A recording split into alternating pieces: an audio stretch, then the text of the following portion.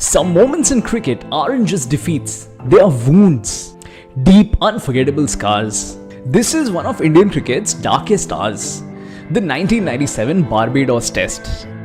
A chase of just 120 runs, yes, that ended in a disaster, absolute disaster.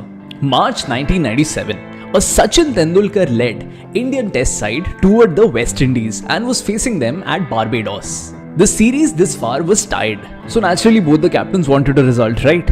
Now, as far as the pitch is concerned, it was a green monster, promising fire and fury from the Pacers. First innings, West Indies comes out to bat, scores 298, which is a pretty good score on this kind of a pitch. Chandler Paul is defiant, he's playing such a great knock. Scores an outstanding 137 runs here, and he's not out. The whole team is all out, but he's there not out, he lifts his bat. Now India comes out to bat, right? So unfortunately, Dravid and Sachin Tendulkar both missed out on their hundreds, but because of their good knocks, Dravid scored 78, Sachin scored 92. So both good knocks made sure that India got a slim lead and India reached 319. So just a 21 run lead there. Then India's bowlers exploded. They were outstanding. Abhay Kuruvilla and Venkatesh Prasad were so good that they completely tore through the Windies' batting lineup.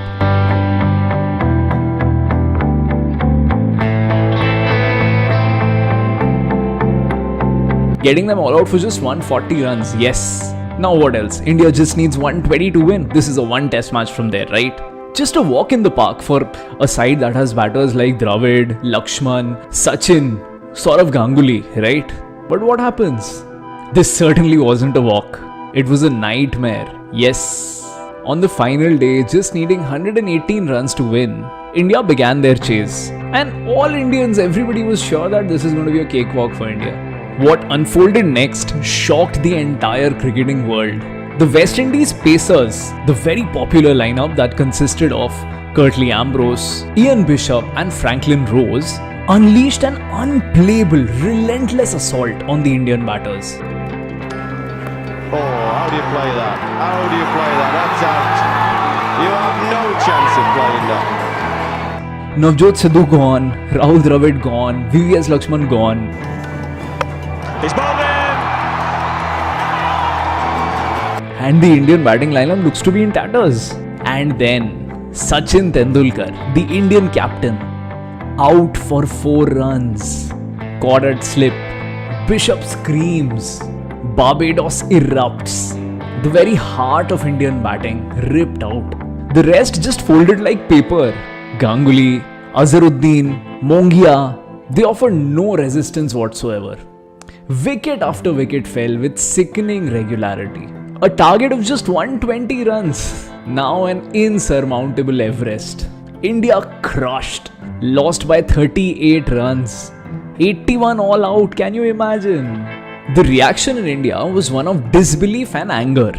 Sachin Tendulkar later described it as one of the darkest days in Indian cricket history. Yes, that's how he defined it.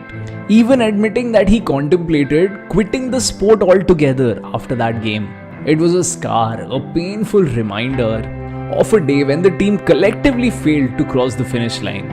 And that to a pretty easily gettable finish line. This test serves as a stark reminder of cricket's unpredictability.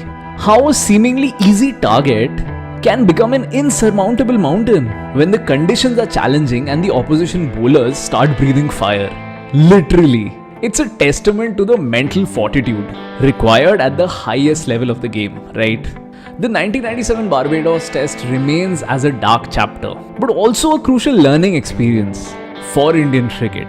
For it forged a new determination, a resolve to overcome such adversities and also face any team, whether at home or abroad, with more courage, with more belief.